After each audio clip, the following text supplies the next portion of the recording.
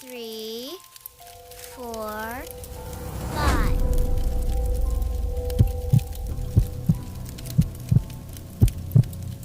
I was 15 when it happened. It was a Friday night in late September, just starting to get cold where I lived. My parents went out to dinner with some family friends, and they said they would not be home until late. I had the house to myself. I invited over my neighbor and best friend Chris. He was the same age as me and lived across the street. We usually hung out in my basement and played games or watched movies, but that night we got bored. At some point, he brought up playing hide and seek. It sounded dumb at first, but we had done it before with a group, and it had been fun. The house was small, but it had a lot of places to hide, especially in the dark. We turned off most of the lights to make it scarier. The only light on was in the kitchen. The rules were simple. No going outside, no going into the attic or the crawl space. Basement, bedrooms, closets, and under furniture were all fair game. Chris wanted to hide first, so I covered my eyes in the living room and counted to 50. I could hear him running at first, and then silence. I finished counting and announced that I was coming. I started in the kitchen since it was right there, but there was nowhere good to hide. I checked behind the basement door, then down the hall. I looked in the bathroom. Empty. I opened the closet near the front door. Nothing. I went upstairs. The floor creaked under me, and every little sound made me tense. I checked my parents' bedroom first, looking under the bed and behind the dresser. Nobody. I went down the hall into my room. It was messy, but not enough for Chris to hide well. I still checked the closet and under the desk. Nothing.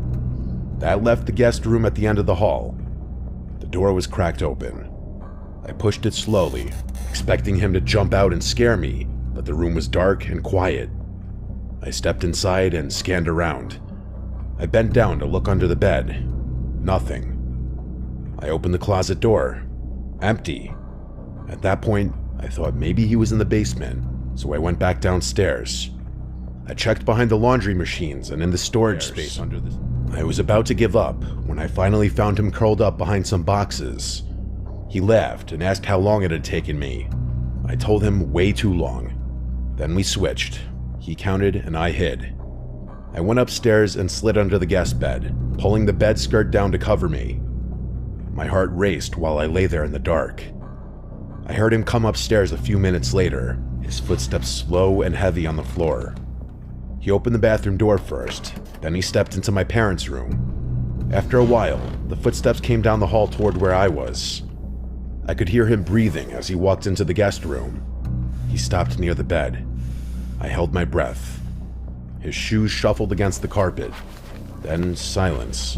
A long silence. I thought he had figured it out and was about to yank up the bed skirt, but instead, he walked out. I lay there a few more minutes, waiting to hear him call that I had won, but the house stayed too quiet. Finally, I crawled out. I went downstairs expecting to find him on the couch, but he wasn't there. I called out that the game was over. A voice came from the basement saying he was down there. I thought he was messing with me. I walked to the basement door, opened it, and shouted down the stairs. He shouted back that he was still looking for me, and he asked where I was hiding. That made my stomach twist. I told him I was out now and standing in the kitchen. A second later, I heard him coming up the stairs. He stepped into the light and looked confused. He asked how I had gotten upstairs so fast. I told him I had been under the guest bed the whole time. He frowned and said he could have sworn he checked that room, and he heard someone moving inside. He said he thought he heard breathing. I told him I stayed perfectly still. We argued a little, but then we just shrugged it off. We played another round, but the whole time I felt uneasy. Every creak in the house made me jump. At one point while I was counting, I thought I heard something upstairs, like a soft thud, but when I searched, it was empty. I found Chris in the laundry room. We kept playing until we both got tired. Then we sat on the couch in the living room and turned the TV back on. That's when we both froze. From upstairs came a loud bump, like something heavy falling. Chris asked if it was my parents. I reminded him they were still gone. The hair on my arm stood up. We sat there waiting. but the house went silent again.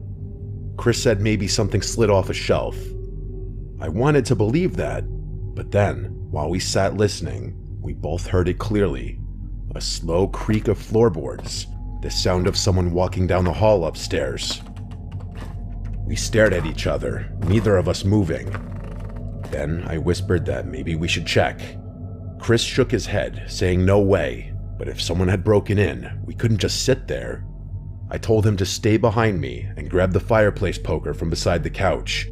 We went to the stairs and started creeping up. The house was so quiet I could hear my own breathing. The steps groaned under our weight. When we reached the top, I pointed toward the guest room. The door was closed now. I knew for a fact I had left it cracked open, stood there frozen. Then from behind the door came a sound, a slow dragging noise, like fabric sliding across the carpet. Chris whispered that we should leave. I wanted to, but curiosity and fear kept me in place. I raised the poker and reached for the knob. When I tell you my hands were shaking, I'm not just saying that to be dramatic for the story. I pushed the door open fast. The room was dark, but the shape of the bed and the dresser were visible. Nobody was there. The closet door stood half open. I moved closer as Chris stayed in the doorway. I yanked the closet door open. Inside was nothing but coats and boxes. We both let out shaky laughs, pretending it was all in our heads. But then, just as we turned to leave, we heard another sound. This time it wasn't upstairs. It was downstairs. The sound of the front door opening and closing. We froze again. Chris whispered that someone was in the house. I felt my stomach drop. We ran down the hall and crouched in my room with the lights off. I held the poker tight. We listened, and at first there was nothing. Then there were faint footsteps on the first floor. I wanted to call the police, but my phone was on the couch where we had been sitting. I whispered that maybe we could sneak out the window, but it was too small. The only way out was down the hall past the stairs. The footsteps moved closer. We heard the basement door open, then the steps went down one by one. We both exhaled in relief. Whoever it was had gone into the basement, so we took that time to run. We sprinted down the stairs through the kitchen and out the back door into the yard. We didn't stop until we reached Chris's house across the street. His parents were home, and when we told them what happened, they called the police. The officers searched my house from top to bottom. They found nothing. No signs of forced entry or anyone hiding in the basement. They told us it was probably just the house settling, or our imagination running wild while we played. But Chris and I both knew what we heard. We knew someone had been inside. For weeks after, I couldn't sleep well. Every creak made me think someone was in the hallway. That was the last time I played hide and seek ever. We're too old for it anyway. Chris and I never talked much about it again, but sometimes when we look at each other, I can tell we're both remembering that night. The night hide and seek turned into something else. Even now, years later, I still think about the sound of the closet door, the dragging noise in the carpet, and the footsteps on the first floor. We never found out who it was. Maybe a burglar who realized we were still home. Maybe someone who slipped out when we ran. All I know is that playing hide and seek that night showed us just how scary it is to realize you aren't alone in your own house.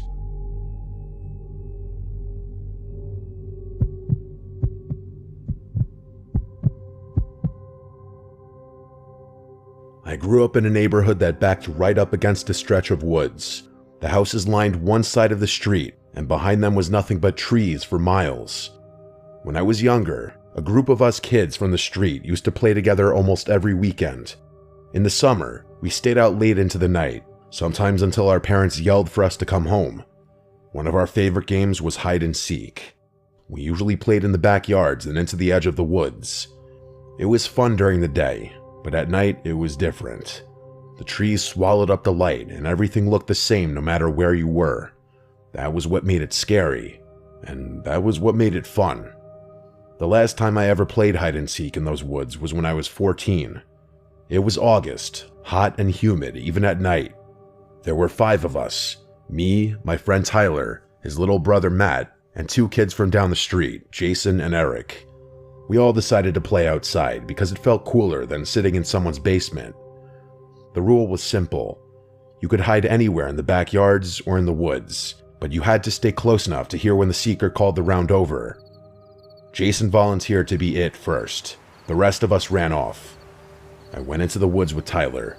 We split up once we passed the first row of trees. I crouched behind a fallen log, my heart beating hard even though it was just a game. I could hear Jason shouting numbers back in the yard, his voice echoing through the night. When he finished, everything went quiet. Crickets buzzed around me and the leaves rustled in the wind. I stayed low and still. After a while, I heard footsteps in the leaves. They were moving between the trees. I thought it was Jason. I held my breath and waited for him to pass. The footsteps stopped not far from me. Whoever it was stood there. I waited for them to call out or move again, but they didn't. I felt my skin prickle. I almost whispered to ask who it was, but then I remembered the rules. If I gave myself away, I would lose, so I stayed still. Finally, the steps started again. They crunched through the leaves, moving deeper into the woods. I listened until I couldn't hear them anymore. I peeked over the log, but it was too dark to see far. The moonlight only lit up the tops of the trees. I stayed hidden a few more minutes before I got tired of waiting. I crawled out and started creeping back toward the yards. As I walked, I heard Jason calling that the round was over and everyone should come out. I hurried back and found the others already in the yard. Jason had found Tyler and Eric, but not me or Matt. Matt came running out of the woods a minute later, covered in dirt. He laughed and said nobody would have found him. I told them that I had been behind the log and almost got caught when Jason walked right past me, but Jason looked confused. He said he never went that far into the woods. He said he only circled near the first trees and then found Tyler crouched by a fence. I squinted my eyes in confusion and then asked who it was that walked by me, but everyone just shrugged. We brushed it off and kept playing. The next round, I was seeker. I counted loud against a tree while the others scattered. When I finished, I searched the yards first. I found Eric hiding behind a shed and Tyler in the bushes. Then I went into the woods to look for Jason and Matt. The woods were quiet except for the bugs. My flashlight beam swung through the trees. I listened carefully, trying to catch movement. After a while, I spotted Matt crouched near a tree trunk. I shouted that I had him, and he ran back laughing. That left Jason. I searched deeper, calling out that I was coming. That was when I heard it again, the footsteps. The slow, heavy footsteps moving in the dark. They came from just ahead of me. I shined the flashlight that way, but the trees were thick. Slowly, I walked, trying not to make noise. The footsteps stopped. I waited. Now, admittedly, I was getting a little nervous. Then I heard Jason call from behind me that the round was over. I spun around. He was already walking back to the yard. Confused, I asked if he had just been ahead of me. He said no. He had been hiding closer to the house the whole time. I felt my stomach twist. Twice now, I had heard someone moving through the woods who wasn't one of us. I told myself it was probably an animal, but the steps had sounded human. Too heavy to be a raccoon or a fox, even a deer. We played a few more rounds. Every time I hid, I couldn't shake the feeling that someone else was out there. I kept hearing faint noises in the trees, branches snapping, leaves crunching. At one point, I even thought I saw a shadow move between the trees. But when I aimed my flashlight, it was gone. The others didn't notice anything. They just kept laughing and running. I tried to act normal, but I couldn't shake the nervous pit in my stomach. The last round of the night, Jason wanted to hide in the woods again. We all split up like before. I didn't want to go too far, so I stayed near the edge. I crouched low in the tall grass. I could see the faint glow of the porch lights through the trees. I heard Jason's faint voice in the distance counting. When he was done, there was once again silence. After a few minutes, I heard something that froze me in place. It was whispering. A low voice, too soft to make out the words, but it was close. My whole body tensed up. I peeked over the grass, but the woods were empty. I listened hard, but the whispering had stopped. A moment later, I heard footsteps again. They moved past me and into the trees. I lay trembling. That was when Jason called that the game was over. Everyone else came out, laughing and brushing dirt off themselves.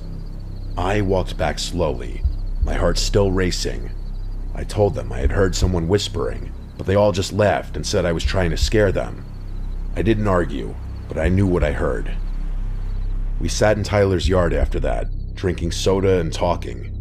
That was when Matt asked if anyone else had noticed the man. We all stopped and looked at him. He said while he was hiding, he thought he saw a tall man standing in the woods. He said the man didn't move, just stood there watching. Jason told him he was crazy.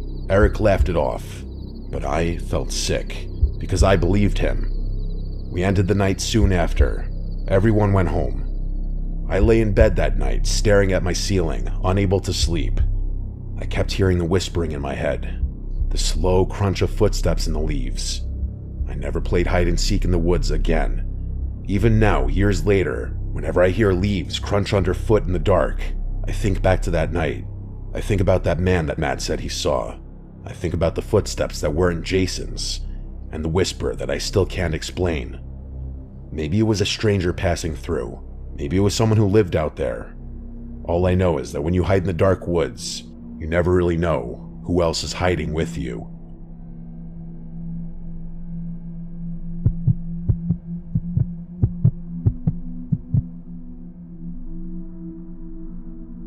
It was a hot Saturday afternoon last July. I was 14 at the time, and I live out in the rural part of Pennsylvania. My backyard is huge. We have acres of open grass, trees, and an old storage shed at the edge of the yard. My friends and I spend almost every summer day out there. That day, it was me, Ryan. We were just messing around playing basketball on the hoop my dad put up near the garage. We played for about an hour before we were all tired and sitting in the grass, sweaty and drinking water. That's when we saw a kid we didn't recognize who came walking up from the dirt road that runs past my house. He looked about 16, older than us, taller too. He had black hair that was kind of messy and wore a gray shirt and jeans, even though it was hot out. We all stopped talking when we noticed him. He walked right up like he already knew us. He asked if we wanted to even the teams out and make it 3-on-3. None of us answered right away. Finally, Adam asked who he was. The kid said his name was Keith. He said he lived just up the road and was just walking through the woods when he saw us. We all kind of looked at each other. I've lived here my whole life and never saw this kid once. Neither had my friends. But he acted normal enough, I guess. Ben asked him if he wanted to play basketball. Keith shook his head and suggested we play manhunt instead. He said my yard was perfect for it since there were so many spots to hide. In the moment, I don't think any of us gave that comment a second thought, but in hindsight, that should have been a red flag. How would this kid know anything about my property?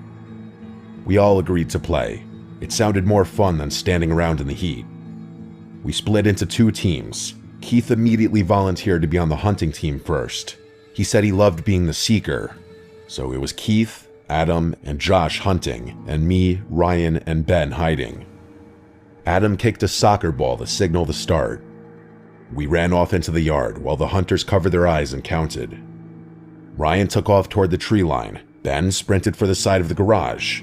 I didn't want to hide in the woods yet, so I went into the storage shed. It always smells like gasoline and old wood in there. I found a pile of folded tarps in the corner, so I climbed under one and lay still.